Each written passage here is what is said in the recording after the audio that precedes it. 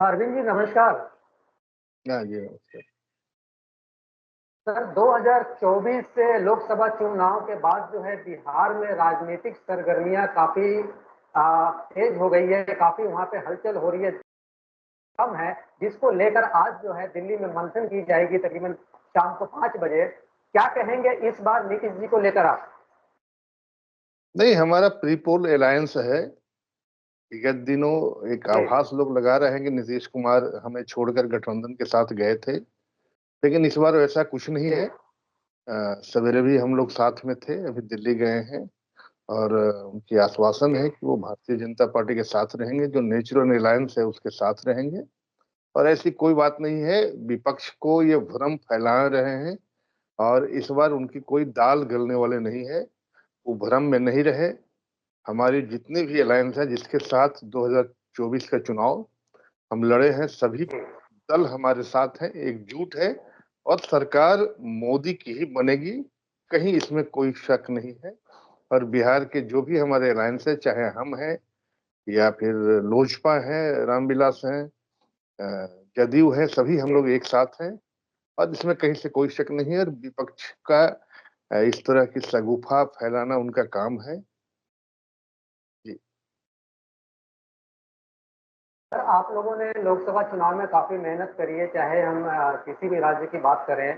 नरेंद्र मोदी जी जो है प्रधानमंत्री जी, उन्होंने 400 पार का नारा दिया था, लेकिन ये जो अभी आंकड़े आए हैं 295 के लक्ष्य जो हैं, आखिर कहाँ चूक हुई है बीजेपी को लेकर और एनडीए को लेकर जो आंकड़े कम रह गए? लेकिन दो आंकड़े तो जो आए हैं वो स्वाभाविक है। कहीं ना कहीं कुछ कमी रह गई है, खासकर उत्तर प्रदेश में। हमारे लिए चिंता का सबब है जी। और निश्चित तौर से उसकी समीक्षा की जाएगी।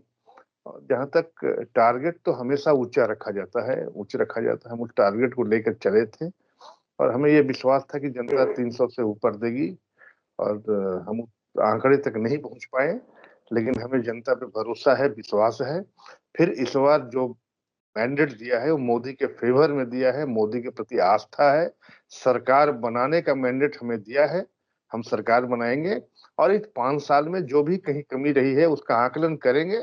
और निश्चित तौर से आने वाला जो 5 साल होगा वो देश के विकास का होगा। और पुनः 5 साल के बाद हमें विश्वास है कि जहां भी चूक रही होगी अब नहीं रहेगी। हम उसकी समीक्षा करेंगे। सर लेकिन पिछले 5 साल में जिस तरह से बीजेपी का कार्यकाल रहा है और प्रधानमंत्री नरेंद्र मोदी जी का जो कार्यकाल रहा है, इसमें सबसे बड़ी चीज है जो उत्तर प्रदेश में राम मंदिर का निर्माण करना, जिसको लेकर लग रहा था कि कहीं ना कहीं इस बार जो है बीजेपी और एनडीए जो है 4 तो नहीं तो 350 प्लस होना चाहिए था। लास्ट टाइम भी 2019 में भी 302 सीटें आई थी, लेकिन इस बार उस आंकड़े को भी छूने में नाकाम रही है बीजेपी।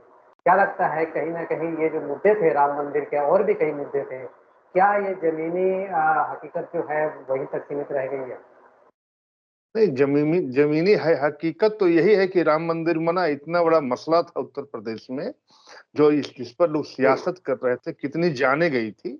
इतने बड़ा मंदिर राम को जी। स्थापित किया गया टेंट से लेकर। तो ये तो मुद्दा है। वोट अगर जो हमें नहीं भी दिए हैं, आप उनसे राम मंदिर के बारे में पूछेंगे तो आज भी उनकी आस्था है। बहुत सा कारण रहता है, राम मंदिर कारण नहीं है। और कुछ कारणों से कुछ लोग बटे हैं जिसकी फायदा विपक्ष को मिली है। लेकिन अभी भी हमारा राम मंदिर का जो पहले लोग क्या कहते थे, ये तारीख नहीं बताएंगे, मंदिर कहाँ बनाएंगे। हमने तारीख भी बता दिया, मंदिर भी बना दिया। तो यह मुद्दा कभी गौन नहीं होगा, राम कभी गौन नहीं होंगे। ये क्षणिक है। जो हमसे कुछ वहाँ टिकट देने में या फिर अन्य कारणों से उत्तर प्रदेश में जो कमी रही होगी, इसकी समीक्षा राष्ट्रीय स्तर पर की जाएगी। अरे उस कमी को हम दूर करेंगे, जनता के साथ हम टिके हुए हैं। आज भी प्रधानमंत्री, कल आपने देखा होगा जो प्रधानमंत्री ने संबोधन किया है, उसमें स्पष्ट जनता को का आशीष लिया है, उनका आशीर्वाद लिया है और जनता के बीच इसी तरह काम हम करते रहेंगे। तो निश्चित तौर से आने वाला समय जो कमी रहेगी जनता हमें समझाएगी, समझेंगे और उसे माफ करेगी। सर आप पार्टी के काफी वरिष्ठ प्रवक्ता है और सीनियर प्रवक्ता हैं, क्या लगता है कि जिस तरह से मैंडेट बीजेपी को आई है कि बहुमत से भी नीचे रहना पड़ा, और जो देश के जो जनता है, देश की जनता है, उस क्या लगता है आपको, कहाँ देश की जनता को क्या चीज समझ में नहीं आई है? हालांकि केंद्र सरकार की तरफ से स्कीमें भी काफी अच्छी है, जो अल्पसंख्यक है उनके लिए भी काफी अच्छे काम हुए हैं, लेकिन जनता जो है उसके दिमाग में क्या है जो इस तरह के आंकड़े आए और कहाँ पे चूक हो रही है? क्या आप क्या मानते हैं, जनता के भीतर क्या चल रहा है? देखिए, सरकार को अभी बहुत काम करना है। जो हिंदुस्तान है वो विभिन्नताओं का देश है। यहाँ एक तरह जी। के लोग नहीं है। देखिए, बड़े बड़े जो क्षेत्रफल वाले देश हैं, जिनकी जनसंख्या क्या है, 20 करोड़ है, 15 करोड़ है, 18 करोड़ है। भारत की जनसंख्या 1 अरब 40 करोड़ है। तो इतने लोगों के बीच में काम करना है। उसके बाद क्षेत्रीय पार्टियां हैं, बहुत सी क्षेत्रीय पार्टियां हैं जो क्षेत्रीय मुद्दों को लेकर जनता को भ्रमित करने में सफल हो जाती है। और जो राष्ट्र का चुनाव होता है, भारतीय जनता पार्टी हमेशा राष्ट्रवाद के मुद्दों पर रहा है। तो क्षेत्रीय पार्टियां कहीं ना कहीं इस चीज को भनाने में सफल रही है, और वो लोकल मुद्दे को छोटे मोटे दिग्भ्रमित करने के लिए। अब देखिए, इनका एक नारा था संविधान खत्म करेंगे। ऐसा संभव है? कोई भी व्यक्ति जो हमारे विपक्ष में भी है, अगर वो अकेले में बैठ के अंतरात्मा की आवाज देखे कि संविधान भारत का खत्म हो सकता है क्या? भारतीय जनता पार्टी जो दो संविधान देश में चल रहा था, कश्मीर में अलग संविधान था, भारत का अलग संविधान था, कश्मीर का अलग झंडा था, भारत का एक, उसको एक कर दिया। एक संविधान, एक राष्ट्र, एक संविधान के नारा पे चलने वाले। तो ऐसा हमारा काम करने का तरीका भारतीय जनता पार्टी का अपना है, और हम उसी तरीके से काम करके, जहां हमें 2 सांसद का सीट मिलता था और 2 सांसद से जनता ने आशीर्वाद देकर जितना ऊपर लाया, तो कुछ क्षणिक ठीक है, जो क्षेत्रीय पार्टियां हैं कुछ इधर उधर करके वोट लाके समीकरण को बिगाड़ने का काम किया है। लेकिन हमारा राष्ट्रवाद और विकास का मुद्दा है, वो रहेगा। और जनता इसको जो जो भी भटके हैं, वो भटके हैं, तत्काल भटकाव है, वो फिर भारतीय जनता पार्टी के साथ, एनडीए के साथ आएगी। जी जी जी। सर, जिस तरह से आज जो है नीतीश जी दिल्ली आए हैं और जिस तरह से अभी खबरें चल रही हैं, क्या क्यास लगा रहे हैं कहीं ना कहीं सरकार जो बननी है उसमें पेच फंसता नजर आ रहा है एनडीए को? तो स्वामी जी, इसमें कहीं शक नहीं है, मेरा आत्मविश्वास है।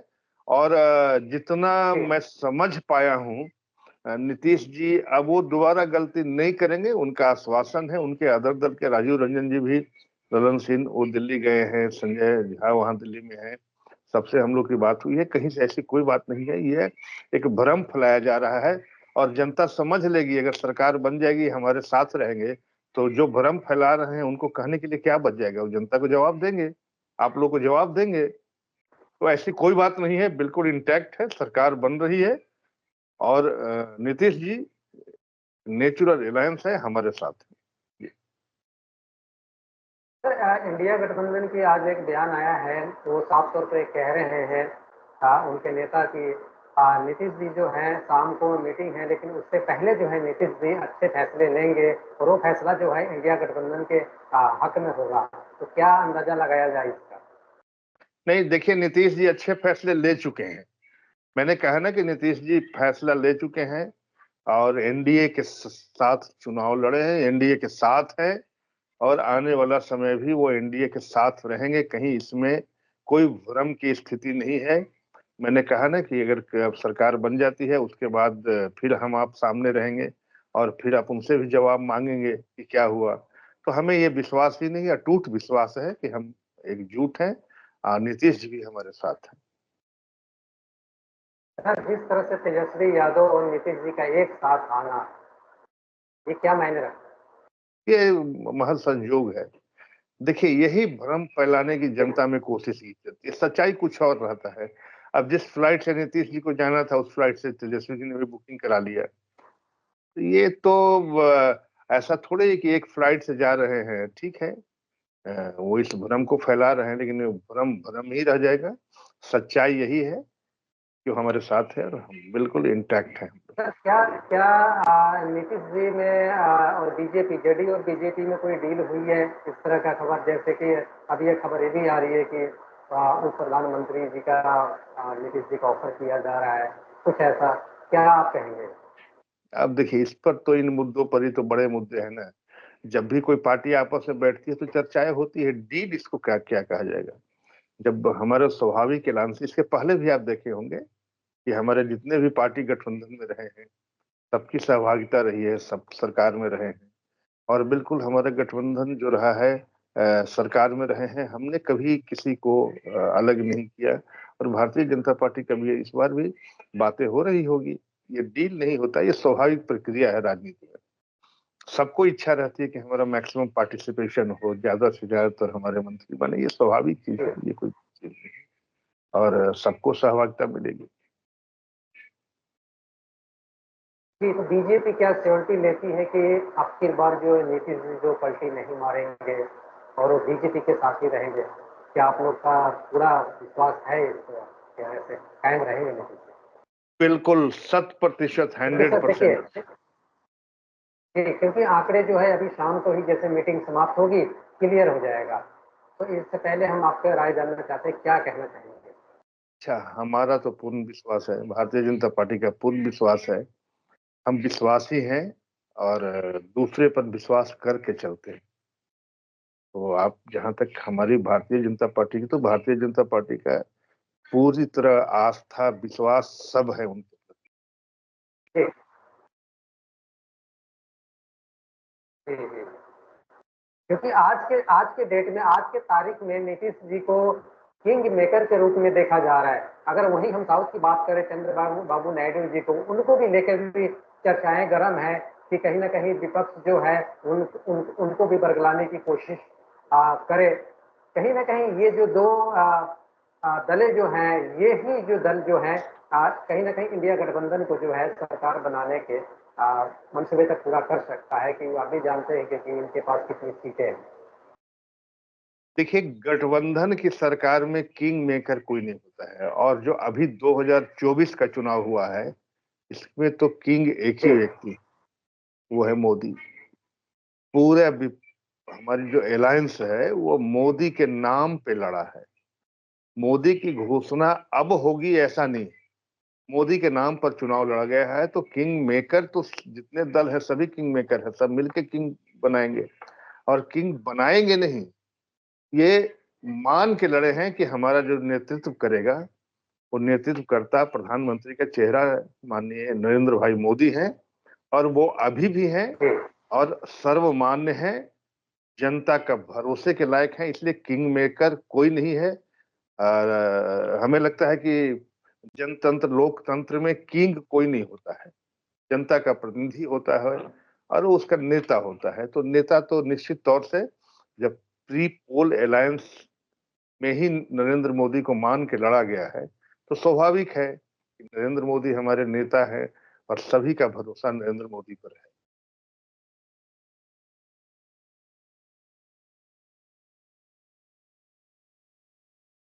जी। सर, अगर तो मोदी कैबिनेट में जगह मिलेगी, क्या स्थान उनको मिल सकती है, ऐसा कुछ अनुमान? क्या, अब सुना नहीं आपकी बात। अगर एनडीए की सरकार दोबारा से बनती है, प्रधानमंत्री नरेंद्र मोदी तीसरी बार प्रधानमंत्री बनते हैं, तो नीतीश जी को क्या कैबिनेट में, मोदी कैबिनेट में जगह मिल सकती है? देखिए, हमारे जो मुख्यमंत्री हैं उनका एक बहुत बड़ा एजेंडा है।